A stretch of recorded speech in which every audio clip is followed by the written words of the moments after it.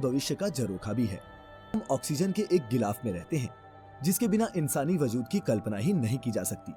लेकिन धरती से दूर अंतरिक्ष में रहने वाले बनावटी सांसों के सहारे जीते हैं। उन्हें ब्रह्मांड में मौजूद रेडिएशन झेलनी पड़ती है जिसका सीधा असर उनकी सेहत पर पड़ता है। इसीलिए तो स्पेस सूट के बिना अंतरिक्ष में जाना असुरक्षित ही नहीं, जानलेवा है। लेकिन इससे पहले कि हम स्पेस सूट में इस्तेमाल होने वाली टेक्नोलॉजी को समझे, आइए जानते हैं कि वो क्या क्या चीजें हैं जो एक स्पेस सूट एस्ट्रोनॉट को प्रोवाइड करता है।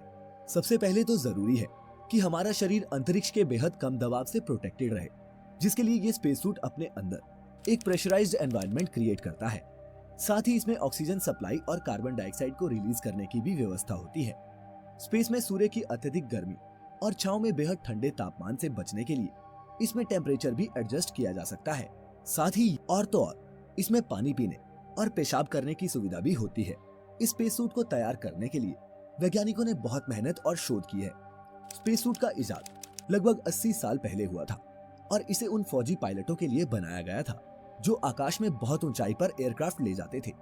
पायलट जितना ऊंचा उड़ते, हवा उतनी ही हल्की होती जाती और इसीलिए उन्हें सांस लेने और साथ ही शरीर को सपोर्ट देने के लिए एक खास पोशाक की जरूरत महसूस हुई।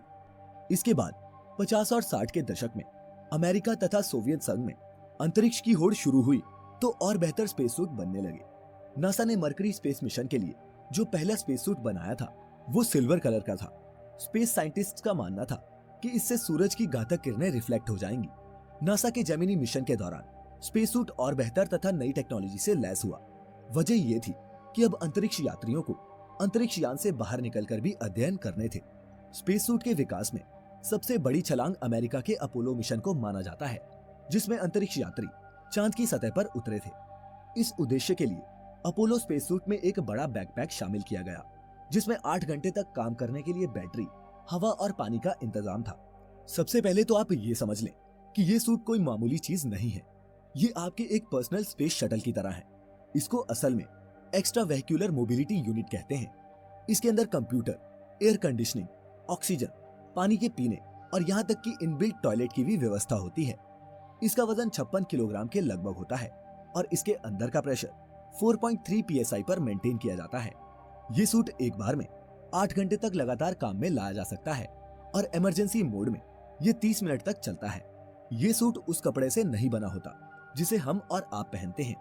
नासा के वैज्ञानिकों ने अंतरिक्ष की स्थितियों का आंकलन करने के बाद ही इस सूट को तैयार किया है। इसे पहनना भी एक जटिल प्रक्रिया है। सबसे नीचे एस्ट्रोनॉट एक इनर लेयर पहनते हैं जो नायलॉन ट्राइकॉर्ड और स्पेंडेक्स की बनी होती है। इसमें 350 फीट की प्लास्टिक ट्यूबिंग होती है।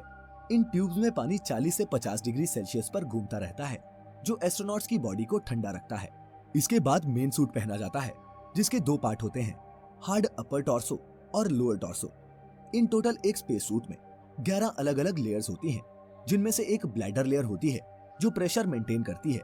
5 लेयर्स माइलार मटेरियल की होती हैं जो टेम्परेचर रेगुलेट करती हैं और इनके अलावा एक वाटरप्रूफ लेयर, फायरप्रूफ लेयर और बुलेट प्रूफ लेयर भी इस सूट में होती है। अब आप में से कुछ सोचेंगे कि बुलेट प्रूफ लेयर किस लिए? तो दोस्तों, अंतरिक्ष में एस्ट्रॉइड से निकलने वाली स्पेस डस्ट एस्ट्रोनॉट्स को बुलेट की स्पीड से लगती है, इसीलिए ये प्रोटेक्शन भी जरूरी होती है। इसके बाद आता है हेलमेट और communication system. Communications carrier assembly helmet डालने से पहले सर पर पहनी जाती है और इसमें एयरफोन्स के साथ साथ माइक्रोफोन भी होता है जो एस्ट्रोनॉट्स के कम्युनिकेशन में मदद करता है। इसे स्नूपी कैप भी कहते हैं। वहीं हेलमेट में 2 शीशे होते हैं। बाहर वाला वाइजर अंतरिक्ष में सूरज की चकाचौंध से आंखों की हिफाजत करता है, तो अंदर वाला हवा को रोक कर रखता है। हेलमेट पर कुछ लाइट्स और एक बेहद शक्तिशाली कैमरा भी लगा होता है, जिससे धरती पर बैठे अंतरिक्ष वैज्ञानिक भी ये देख पाते हैं कि सुदूर स्पेस में तैरता हुआ एस्ट्रोनॉट आखिर वहां क्या देख रहा है। और स्पेस सूट का आखिरी और सबसे इम्पोर्टेंट कंपोनेंट होता है लाइफ सपोर्ट सिस्टम, जिसमें वो सब होता है जो स्पेस में जिंदा रहने के लिए जरूरी है। इस बैकपैक में oxygen cylinders, battery, carbon dioxide removal filters, cooling system और कम्युनिकेशन इक्विपमेंट होता है। इसके सारे कंट्रोल्स जैसे हीटिंग, फ्रीक्वेंसी चेंज वगैरह स्पेस सूट की छाती पर होते हैं और इसे कंट्रोल मॉड्यूल कहते हैं। कंट्रोल मॉड्यूल पर सारी राइटिंग रिवर्स में लिखी होती है क्योंकि आप नीचे नहीं देख सकते। एस्ट्रोनॉट्स अपनी कलाई पर लगे एक शीशे की मदद से इस कंट्रोल मॉड्यूल को ऑपरेट करते हैं। इसके अलावा ये सूट इस तरह से बनाया जाता है कि ये अंतरिक्ष में मौजूद सभी हानिकारक किरणों से हमारे शरीर को बचाने के लिए एक कवच का काम करे। इस सूट के अंदर ही गैस और द्रव्य पदार्थों को रिचार्ज और डिस्चार्ज करने की व्यवस्था भी होती है। एक पाइप हमारे मुंह के पास रहती है जिससे कभी भी पानी पिया जा सकता है। इस सूट में ही अंतरिक्ष यात्री वहां से इकट्ठे किए गए ठोस कणों को भी सुरक्षित रख सकते हैं। आज के आधुनिक स्पेस सूट में कम से कम 24 छोटी रॉकेट मोटर्स लगी होती हैं, जिनकी मदद से अंतरिक्ष यान के बाहर भी काफी लंबे समय तक उड़ा जा सकता है। जी हाँ, आज के स्पेस सूट किसी मिनी रॉकेट की तरह ही शक्तिशाली होते हैं, जिनकी कमांड सीधे एस्ट्रोनॉट के हाथ में होती है। स्पेस शटल से बाहर काम करने को ईवीए यानी कि एक्स्ट्रा व्हीक्यूलर एक्टिविटी कहते हैं। दोस्तों, स्पेस सूट्स कोई कमर्शियल आइटम तो है नहीं जिसका कोई प्राइस हो, लेकिन अगर स्क्रैच से इसे बनाना शुरू करें तो इसकी डिजाइनिंग, डेवलपमेंट, टेस्टिंग और इवैल्यूएशन में 300 से 500 मिलियन डॉलर्स या फिर 2000 करोड़ से 3000 करोड़ रुपए का खर्च आएगा। हाँ, इसके बाद स्पेस सूट की रिकरिंग कॉपीज बनाने में 80 से 100 करोड़ रुपए का खर्च आता है। एक और खास बात दोस्तों, अगर आपने गौर किया होगा तो अंतरिक्ष में पहने जाने वाले स्पेस सूट सफेद रंग के होते हैं, लेकिन अंतरिक्ष के लिए उड़ान भरने और वापस लौटने के दौरान पहने जाने वाले स्पेस सूट नारंगी रंग के होते हैं। लेकिन क्या आप जानते हैं कि ऐसा क्यों है? तो ऐसा इसलिए होता है ताकि अगर लॉन्चिंग या लैंडिंग के दौरान कोई दुर्घटना हो जाए तो आसमान से पैराशूट के सहारे कूदकर जान बचाने वाले एस्ट्रोनॉट्स की तलाश आसानी से की जा सके। दोस्तों, स्पेस के बारे में एक कहावत है कि अंतरिक्ष में मरने के तो हजारों तरीके हैं, लेकिन जिंदा रहने का सिर्फ एक। इतनी जटिल टेक्नोलॉजीज का इस्तेमाल होने के कारण गलतियों की संभावना भी हमेशा बनी रहती है। एक स्पेस सूट का लीक हो जाना भी अंतरिक्ष विज्ञान से जुड़े लोगों के लिए कोई अनोखी घटना नहीं होती, और ये अभी तक कई बार हो भी चुका है। 2013 में इटली के एक एस्ट्रोनॉट लूका पार्मितानो का स्पेस सूट अंदर से लीक हो गया था। परिणाम ये रहा कि उनके स्पेस सूट के लाइफ सपोर्ट सिस्टम में मौजूद पानी उनके हेलमेट में घुसने लगा और वो उनके नाक तक आ गया।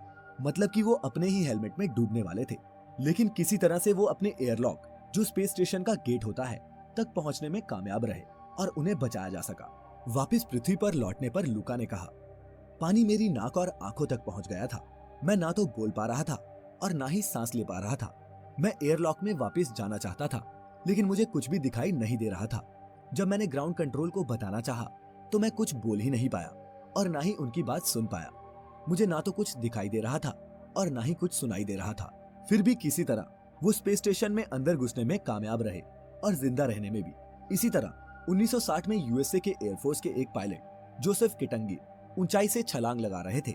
ऊंचाई इतनी थी कि वहां धरती के वायुमंडल का दबाव लगभग शून्य था। हुआ ये कि उनके दाएं हाथ के दस्ताने का प्रेशर सिस्टम फेल हो गया और जब वो गिर रहे थे तो 19 मील की ऊंचाई पर उनके दस्ताने की सारी हवा निकल गई और किसी अतिरिक्त दबाव की अनुपस्थिति में उनका ये हाथ सूजकर अपने सामान्य आकार से दोगुना हो गया। वो भाग्यशाली रहे कि उनका बाकी का सूट ठीक से काम करता रहा, क्योंकि अगर उनका सूट छाती से लीक होता तो सिर्फ 15 सेकंड में ही उनका शरीर फट जाता